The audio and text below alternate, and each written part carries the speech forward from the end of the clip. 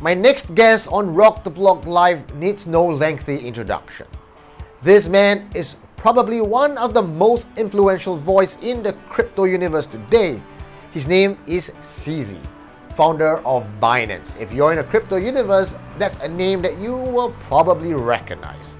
I caught up with CZ at Consensus. Despite him being surrounded by everybody, I managed to get one-to-one FaceTime with the man himself, and I wanted to ask him some thought-provoking questions like, which does he prefer, centralized exchange or decentralized exchange? Does he have any tips for anyone who's trying to create an exchange and become the next Binance? What about security concerns? And it turns out he spends a lot of time, resource, money and manpower on security that people don't know about.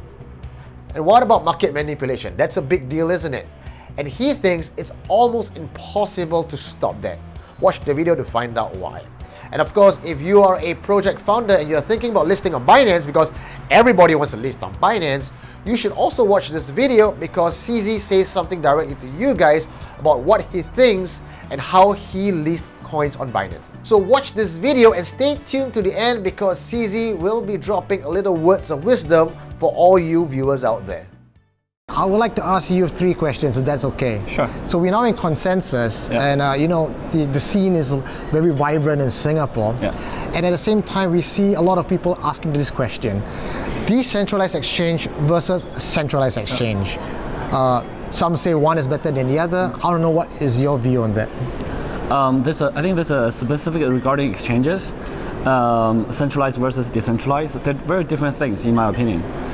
The centralized exchanges today are by far much faster. So when your system's faster, you can handle much bigger volume, and then your liquidity will be better. So right now, Binance.com is a centralized exchange.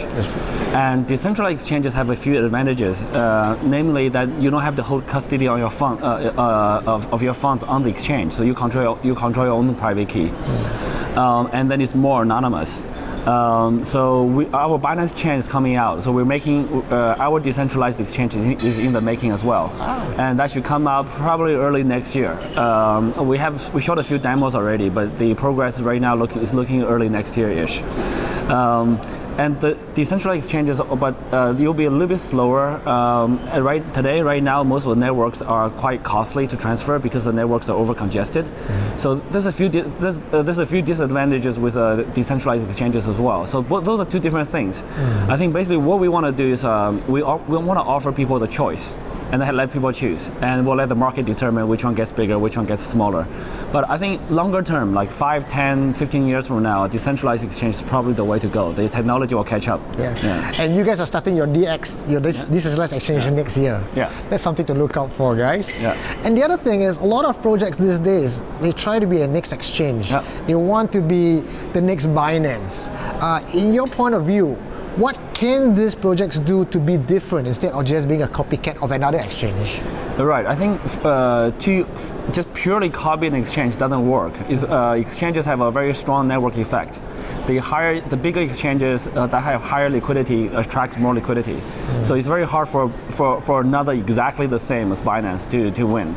And even like most of them just copy our UI, and their speed is actually not as good, and the security is probably not as strong as ours either. So I actually don't really recommend people to do that. Not just from a competition point of view. Running exchanges is very, very difficult. There are many other businesses that are very good to do. We fully encourage people to do decentralized exchanges because now decentralized exchange is a new space. Everybody's experimenting. It's not clear which experiment is going to win.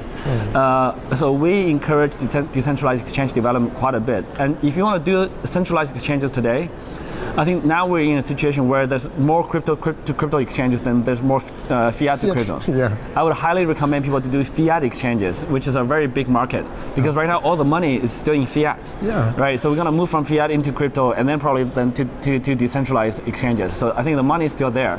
So, but people who are stronger, who are very good with working with regulators, compliance, who have good government relationships, this kind of guys should run fiat exchanges. And that's hugely beneficial for the industry as well. So and there's many countries in the world, and the competition is more segmented. So you can do Singapore, you can do US, you can do, I don't know, China, you can do Japan, you can do a lot of different countries. So I think we always recommend people to differentiate a little bit. We welcome people to copy Binance, but I don't think that it doesn't work very well. No. And also, we talk about security just now.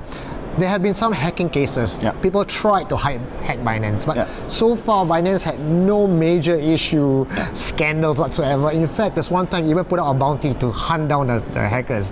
What is your thought on the security layers? I think security is a very big topic, but basically it's the most important fundamental pillar for our industry, and especially for our business, for exchanges, especially for centralized exchanges. But even for decentralized exchanges, if your protocol have a bug and people can still lose money, if people attack your domain name, people can still be phished. People's email address and mobile phones gets hacked, and then they lose their account. So even for decentralized exchanges, the security is very, very important. So I think security is just overall extremely important. So we spend so much money on security and so much attention on security, but we don't talk about it really. How big is your security team? Very large. What's the kind of effort you put inside? I wouldn't say the number, but it's very large. And it's also a very large proportion of our team. So people don't understand this, and we don't make any noises about it.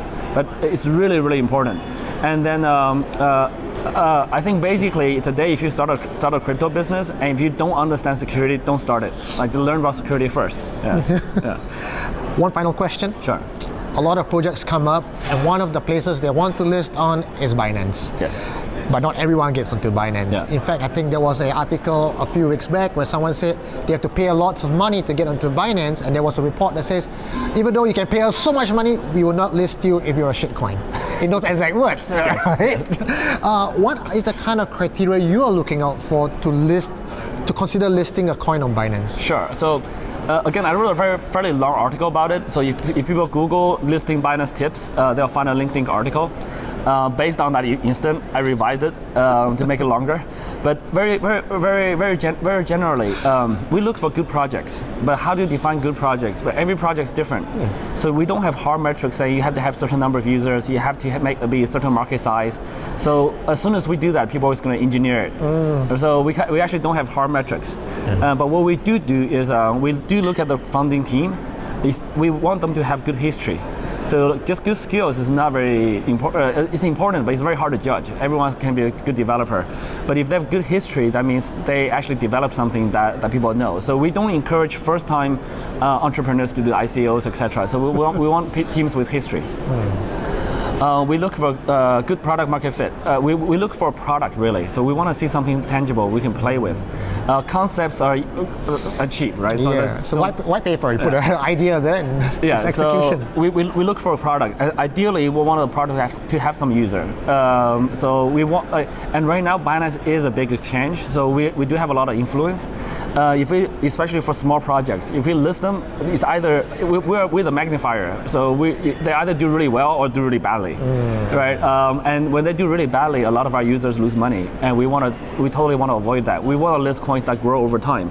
So we're very strict with the listing process now, and today we even want other exchanges to list them first. So we never fight for first listing.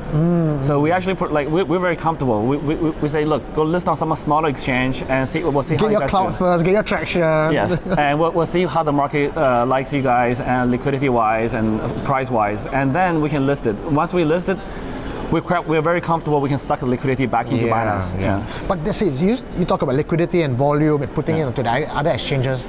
But there's one big problem right now where retail investors, when you go to all these exchanges, sometimes there's wash trading, there's manipulation, and we don't know.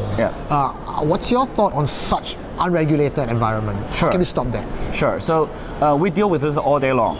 Let me talk about manipulation, wash trading a little bit. People don't understand the difficulty in implementing this. It's the definition. How do you define what's a manipulation? Like, well, for example, how do you define wash trading? So it's two accounts trading against each other on our exchange, and all we see is orders coming in. We won't know. So we could say, okay, we're going to put a rule. Like if two accounts trade against each other more than 5 times and then over 100K, we're gonna stop that. So we're gonna ban those accounts. We're gonna freeze those accounts. But guess what? If we put in that rule, the 2 accounts are gonna trade at 99K, and then the 2 other accounts gonna start, and then 2 other accounts gonna start. And like it would be pretty obvious to like common sense if you apply as a common sense, a human looking at it. But if you want to implement a system to prevent this, it's actually quite tricky. So we do work very hard in this regard. We kind of solve those kind of problems. We actually put like learning algorithms and all this other crazy stuff. But we do try to prevent it as much as we can. That's also the same thing as market manipulation. Let's say some guy one guy just buys and buys and buys and pushes the price of one coin higher on our exchange, and